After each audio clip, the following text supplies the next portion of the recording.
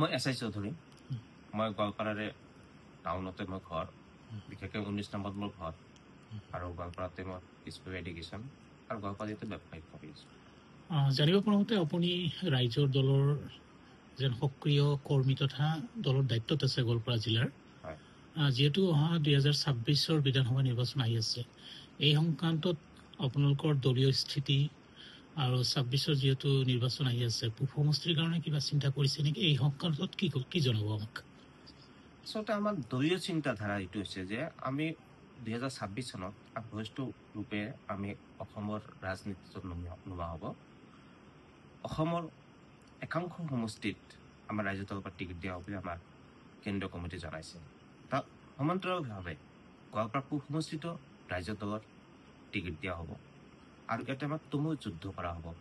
আমি যিবোৰ প্ৰতিনিধি দল আছে বা প্ৰাৰ্থী আছে এখেতক আমি মানে তুমুলভাৱে আমি আগবাঢ়ি যাম। বা ইতিমধ্যেই আমাৰ ৰাজ্যৰ দলৰ গাঁৱে চহৰে নগৰে ইতিমধ্যে আমাৰ সভা সমিতি আপোনাৰ কৰি আমাৰ কমিটি অলমষ্ট কমপ্লিট হৈছে।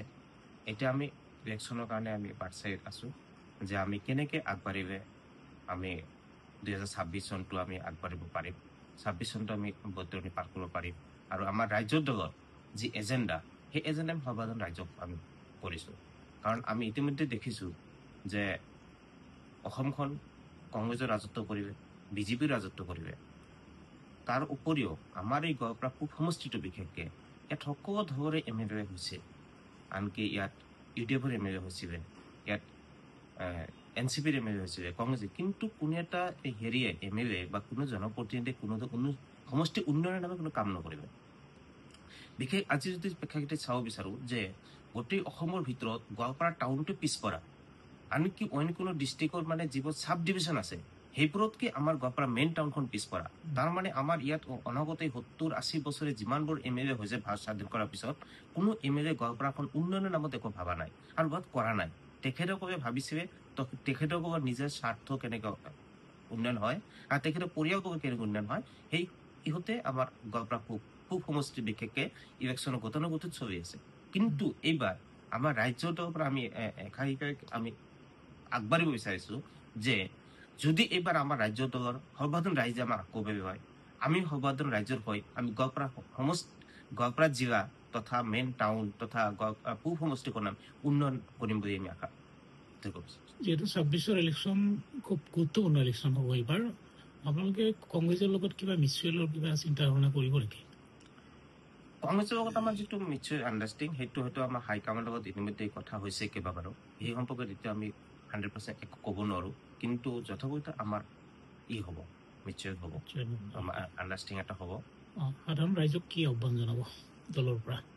সাধাৰণ ৰাইজক এইটো ক'ব বিচাৰিছোঁ যে ইতিমধ্যে গোৱালপাৰা পূব সমষ্টি বুলি নহয়, সদৌ অসমৰ সৰ্বসাধাৰণ ৰাজ্যৰ দলৰ যি ভূমিকা তথা আমাৰ শিৱসাগৰৰ যিটো সমষ্টিৰ মাননীয় আমাৰ অখিল গগৈদেৱৰ নেতৃত্বত শিৱসাগৰ কেনেকৈ উন্নয়ন কৰিছে, নাইবা তেখেতৰ যি ভূমিকা ছ'চিয়েল মিডিয়াতে হওক বা টিভিতে হওক বা তেখেতৰ যিটো মিটিং বা তেখেতৰ যিমান কাম আছে কাৰুকাৰ্য সেইবোৰ সাৱধানে চাইছে। আৰু ইতিমধ্যে আমি বিচাৰোঁ যে তেখেতৰ যি ভূমিকা আজি 126টা MLAৰ ভিতৰত তেওঁৰ নিচিনা ভূমিকা আজিলৈকে কোনো MLA কৰিব পৰা নাই। যদি এছেম্বলিত যদি তেখেতসকলে যদি এইটো চায়, সেইকাৰণে সৰ্বসাধাৰণ ৰাইজক মই আহ্বান জনাওঁ যে আপোনালোকে এনে এটা ব্যক্তিৰ লগত থাকক, এনে এটা ব্যক্তিক আপোনালোকে চুনাও কৰক, এনেকুৱা এটা ব্যক্তিক আপোনালোকে বাছি লওক যিগৰাকী ব্যক্তি আপুনি ভোটটো দিলে অনাগত 5 বছৰ আপোনাৰ ভোটটো বিক্ৰী নহয়, আপোনাৰ হৈ কাম কৰে। আৰু সেইজন ব্যক্তি আপোনাৰ দিনে নিশাই কাম কৰি আছে।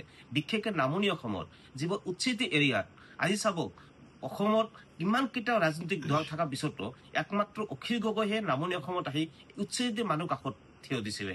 আৰু একমাত্ৰ অখিল গগৈ এই নামনি অসমত নিজে কাষে আহি গোৱালপাৰা ধুবুৰী এই অঞ্চলবিলাকত নিজে খোজকাঢ়ি তেখেতসকলক ডনেশ্যন আগবঢ়াইছিলে যে উচ্ছেদি মানুহ কেনেকৈ আছে, কি খাইছে, কেনেকৈ থাকিছে। কিন্তু বেলেগ দলৰ কোনো নেতা আমাৰ ইয়াত আমাৰ পৰিলক্ষিত হোৱা নাই।